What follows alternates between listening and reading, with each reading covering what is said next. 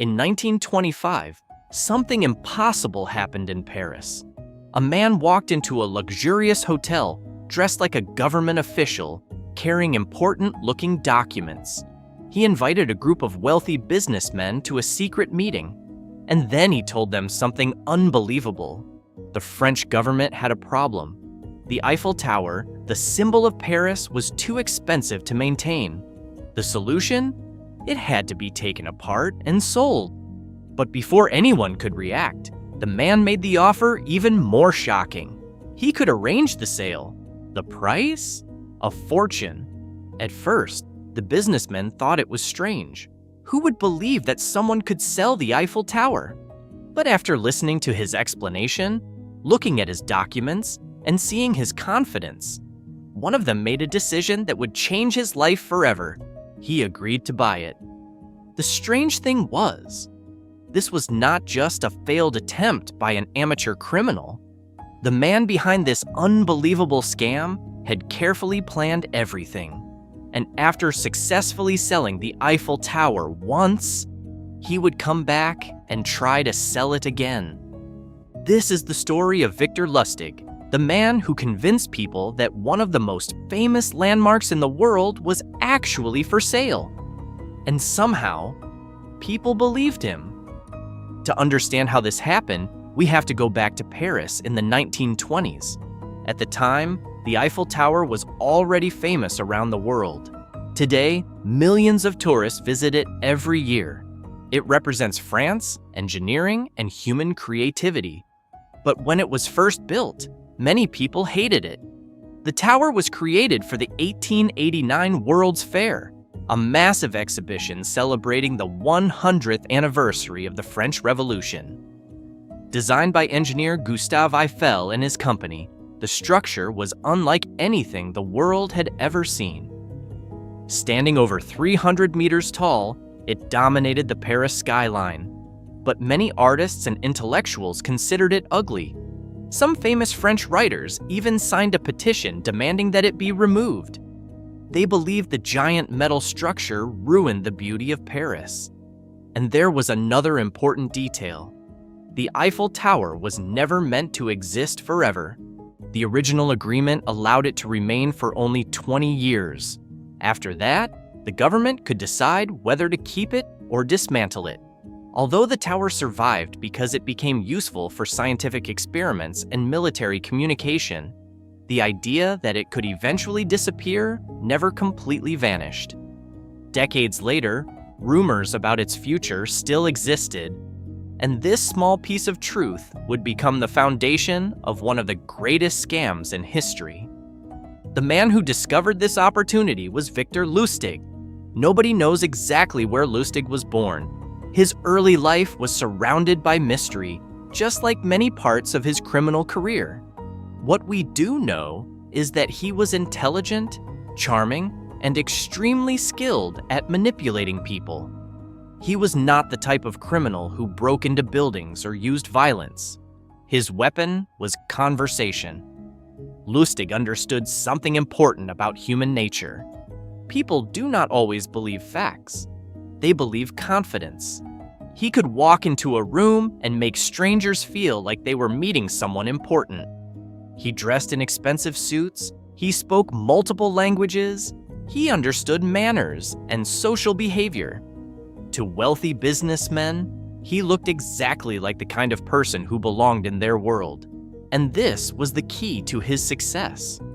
Before attempting the Eiffel Tower scam, Lustig had already created a reputation as a professional con artist. One of his famous tricks involved a fake machine that he claimed could print money. He convinced wealthy people that the device could create real banknotes. Of course, it was fake. But the victims were so attracted by the possibility of easy money that they ignored the obvious questions. Lustig understood that the easiest people to fool were not necessarily the least intelligent. Often, they were the people who wanted something badly. And in 1925, he found his biggest opportunity. Paris was changing. The city was recovering from World War I. The economy was unstable. Businesses were looking for opportunities. and Lustig noticed something. The Eiffel Tower was expensive to maintain. There were occasional discussions about repairs and costs. To the average person, selling the Eiffel Tower sounded ridiculous. But to someone who understood psychology, it sounded like a perfect opportunity. Because the best lies are not completely impossible. The best lies contain just enough truth. Lustig created a plan. He would pretend to be a French government official. He would convince metal dealers that the government secretly planned to dismantle the Eiffel Tower. Then, he would sell them the rights to purchase the metal. The idea was absurd. But Lustig knew exactly how to make absurd ideas sound realistic. He prepared fake government documents, he arranged an exclusive meeting, and he selected his targets carefully.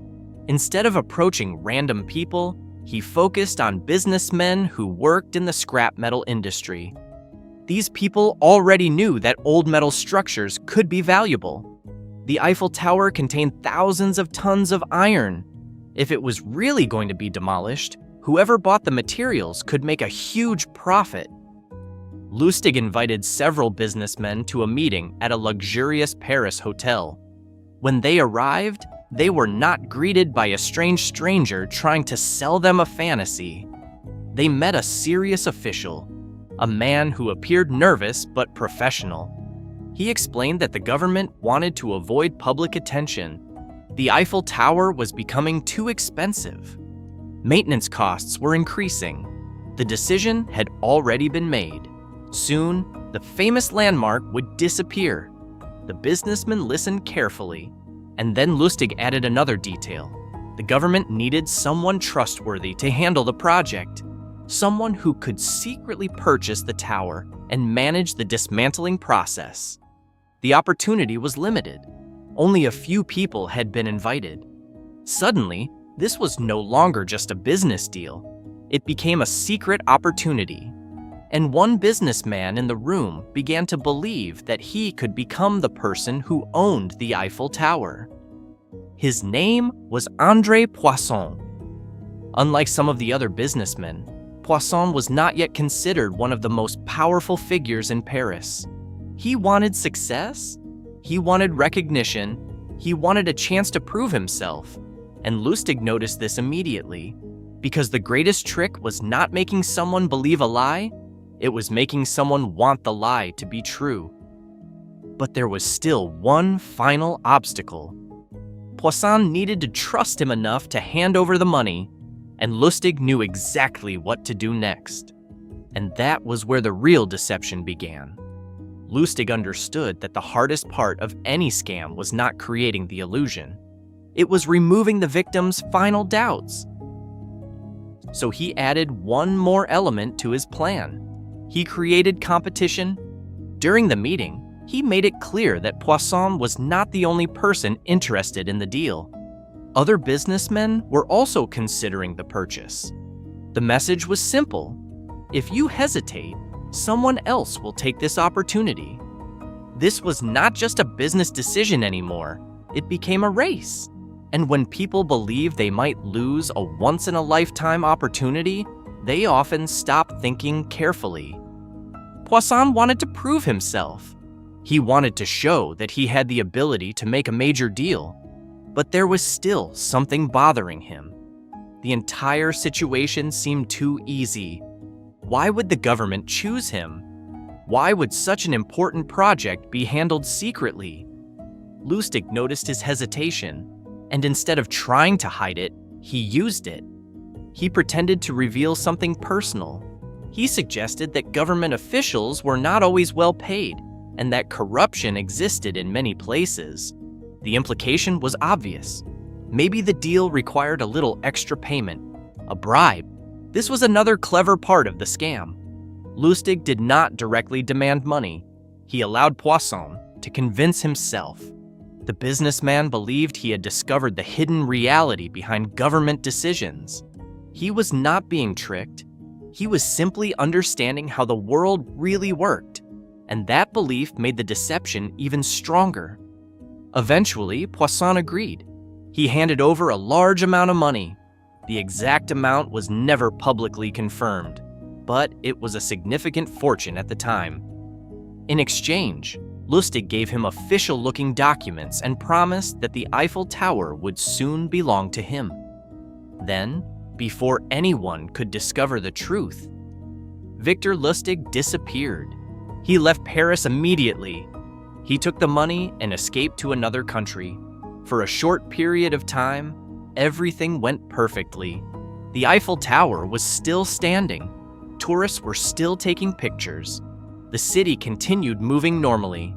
Only one person knew the truth, and that person was the man who had just sold one of the most famous landmarks on Earth.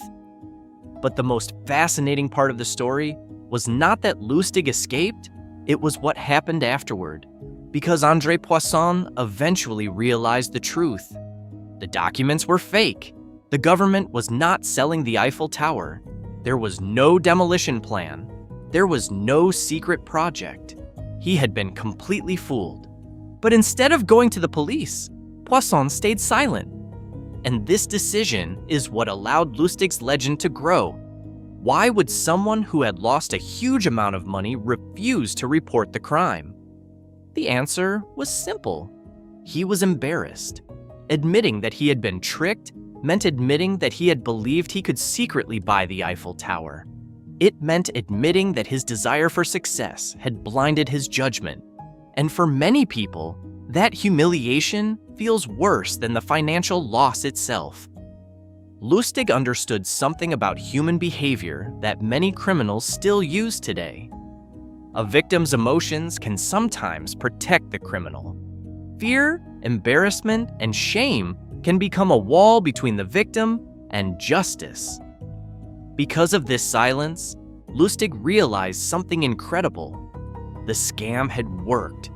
Not because he had created the perfect fake documents. Not because he had created the perfect story. It worked because he understood the person standing in front of him.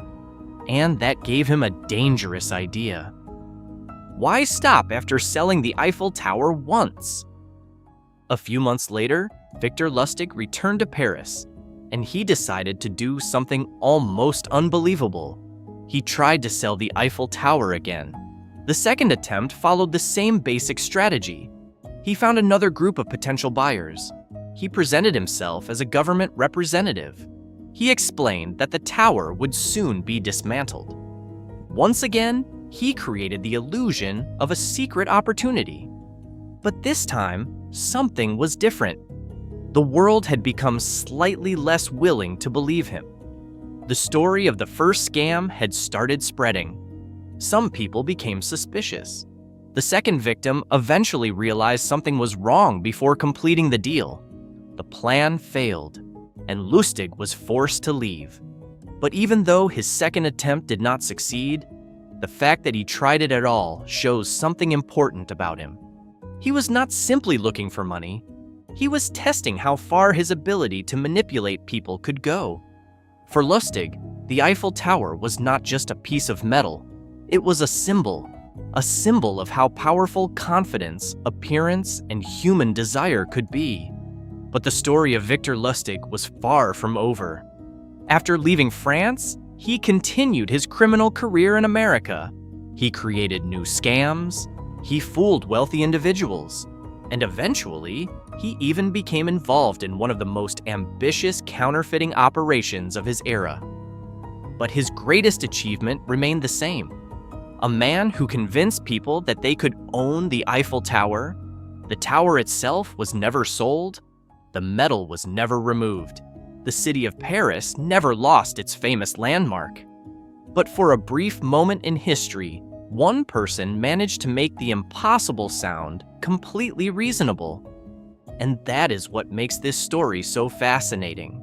Because the real lesson of the Eiffel Tower scam is not simply that one man was a brilliant liar. It is that human beings can be convinced of almost anything when a story matches what they want to believe. Lustig did not create a fantasy from nothing. He created a fantasy built from small pieces of reality. The Eiffel Tower had been temporary. The government had discussed its future. Metal had value. Businesses wanted opportunities. Every piece sounded believable on its own. The deception worked because the entire story felt just realistic enough. And this is why many successful scams throughout history follow the same pattern. They rarely begin with something completely impossible. Instead, they begin with something that makes people think, maybe this could actually happen. The scammer provides confidence. The victim provides imagination. And together, they create a reality that exists only for a short moment. Victor Lustig understood this better than almost anyone. He knew that people do not only buy products, they buy dreams, they buy opportunities. They buy the feeling that they have discovered something everyone else missed. And sometimes, that desire is more powerful than logic itself. The Eiffel Tower remains in Paris today. Millions of people visit it every year. But hidden behind its famous silhouette is a strange reminder from history. The greatest tricks are not always the ones that fool people. They are the ones that make people want to be fooled. And in 1925, Victor Lustig proved that even the Eiffel Tower itself could have a price tag. At least for the people who wanted to believe it.